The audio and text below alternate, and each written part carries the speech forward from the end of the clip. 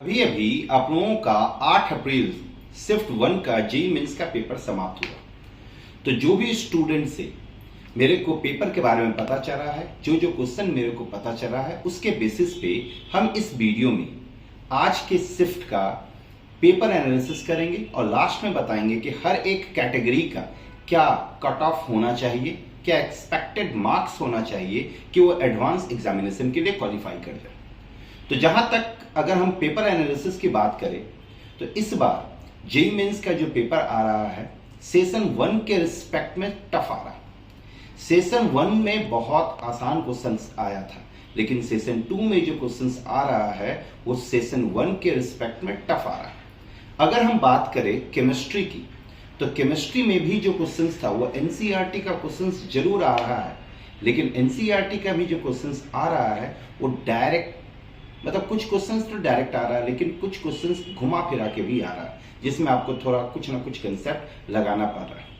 Paper की अगर हम बात करें तो पेपर में केमिस्ट्री का ही पेपर जो था वो फिजिक्स और मैथ्स के मुकाबले आसान था।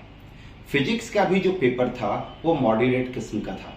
2-3 क्वेश्चन आसान था जो कि डायरेक्ट फॉर्मूला पे था, बाकी क्वेश्चन में आपको थोड़ा कंसेप्ट लगाना पड़ रहा है और कुछ क्वेश्चंस कैलकुलेटिव भी था। अगर हम मैथ्स के क्वेश्चंस की बात करें तो मैथ्स में 4 क्वेश्चन जो था वो डायरेक्ट एनसीईआरटी टाइप का था। डेटा थोड़ा सा इधर उधर था, लेकिन डायरेक्ट एनसीईआरटी टाइप का था। 4 से 5 क्वेश्चन अगेन थोड़ा सा कैलकुलेटिव था, बाकी इंटरमीडिएट टाइप का क्वेश्चंस था।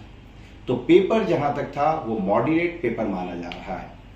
अब अगर हम बात करें कि इसका कट ऑफ क्या हो सकता है, तो कट ऑफ की अगर हम बात करें तो अगर हम सीएमएल की बात करें तो सीएमएल में आने के लिए आपको 72 से 78 के बीच मार्क्स आना होगा।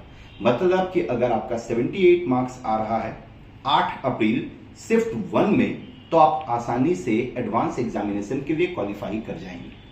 अगर हम जनरल ईडब्ल्यूएस की बात करें तो जनरल ईडब्ल्यूएस में जो मार्क्स होना चाहिए वो आपका 56 से 62 के बीच में आना चाहिए। अगर 56 से 62 के बीच में आ रहा है तो आप सेफ जोन में हैं। अगर हम ओबीसी वालों की बात करें कि ओबीसी कैटेगरी में क्या मार्क्स होना चाहिए, तो ओबीसी में आने के लिए आपका 58 से 66 के बीच में मार्क्स होना चाहिए। एससी में 37 से 42 और एसटी में 22 से 28 marks.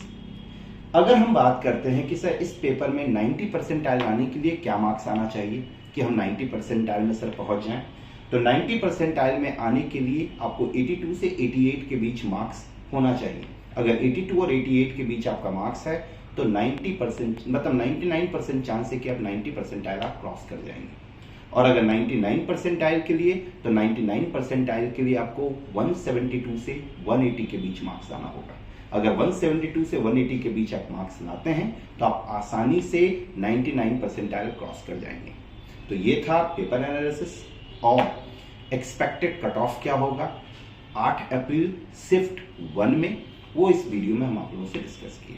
Thank you very much.